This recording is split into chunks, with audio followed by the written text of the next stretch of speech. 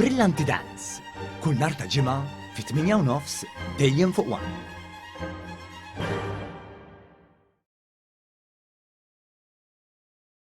Komplet l-arja tqila u l-firda fil-Partit Nazzjonalista. L-attakki fuq il-kap tal-Partit Nazzjonalista huma konsistenti, iżda l-fazzjonijiet differenti qed jippruvaw jinfluwenzaw is-sitwazzjoni in-naħa tagħhom. Għat-tieni ħadd konsekuttiv fil-faċċati tal-gazzetti tkellmu sorsi fil-partit u jidher li l-appell ta' Bernard Gregg fil-Kunsill Ġenerali biex min għandu jagħti kontribut jagħtih issa u mhux fil-futur xejn ma niżel qasel ma' waħda mill-fazzjonijiet. Il-Gazzetta Malta Today rrappurtat kif waħda mill-fazzjonijiet kienet se tibda tiġbor il-firem biex jissejjaħ Kunsill Ġenerali straordinarju fejn il-kunsilliera tal-partit iqaċtu lil-kap. Attentat li twaqqaf fil-ħin minn grupp ta' deputati nazzjonalisti għaliex ma jaqbilx li l-fazzjoni tagħhom partikolarment tal-establishment lil Mussa issir issa. Qed jgħidu li dan għandu jsir wara l-elezzjonijiet tal-Parlament Ewropew fl-2024 biex Mezzola tilħaq taħsibha sew u tara x'jaqblilha. Dawk li fil-partit din b'manuvri biex il-kariga ta' kap timtela minn Roberta Mezzola qed jippreferu din is-sistema. Iżda oħrajn li diġà qed jippożizzjonaw ruhom għal din il-pożizzjoni f'każ li tinqala l-eventwalità qed jgħidu li għandu jsir jaqbad u jsir. Il-ġimgħa l-oħra it-Times semmit ukoll id-deputati Markantni Samut, Derin Karabot u Alex Borg li huma interessati jieħdu post Bernard Gregg. Fil-fatt ma' Times l-ebda minnhom ma ċaħat li interessat għal kariga ta' kap nazzjonalista.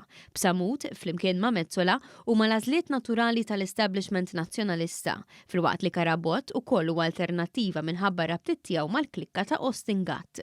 Dan filwaqt li Borg huwa żiemel tal-fazzjoni ta' Adrian Delija. Intant l-istess Times f'editorjal komplet turi l-apatija u l-ġlied li baqa' jiddomina fil-Partit Nazzjonalista fuq il-politika favur in-nies. Bititlu Can the PN be saved, l-editur ta' Sunday Times kiteb kif sena wara li Bernard Gregg rid jevita aktar ġlied fuq l-elezzjoni għal kap, il-Partit Nazzjonalista huwa nieqes mill-viżjoni, aktar nies telqu mill-partit u l-ġlied intern għadu għaddej. L-editur ta' Sunday Times innota kif mindu l-Partit Nazzjonalista beda jitlef l-elezzjonijiet, Malta imbidlet iżda l-Partit Nazzjonalista baqa l-istess, iħares il-ġewwa flok il-barra. Madan inaqat l-editorial tal-Independent li rimarka li l-inkwiet intern baqa jippersisti fil-Partit Nazzjonalista ta' Bernard Gregg. It-Times imbagħad qalet li l-Partit Nazzjonalista għandu jipprova jifhem lill-votanti flok jipprova jagħti lecture lill-elettorat. U fl-istess żmien li sħab uffiċjali tal-Partit Nazzjonalista kellmu lit-Times of Malta dwar l-inkwiet intern fil-partit, Marianne Lawri marret fil-Kunsill Ġenerali u bdiet tappella lin-nies fil-partit biex ma jaġlux u ma jieħdux deċiżjonijiet fuq surveys. Ħanajt naqra fuq daw is-surveys. Jiena il-President tar-Riċerka Politika u ma nistax ma nsemmihomx.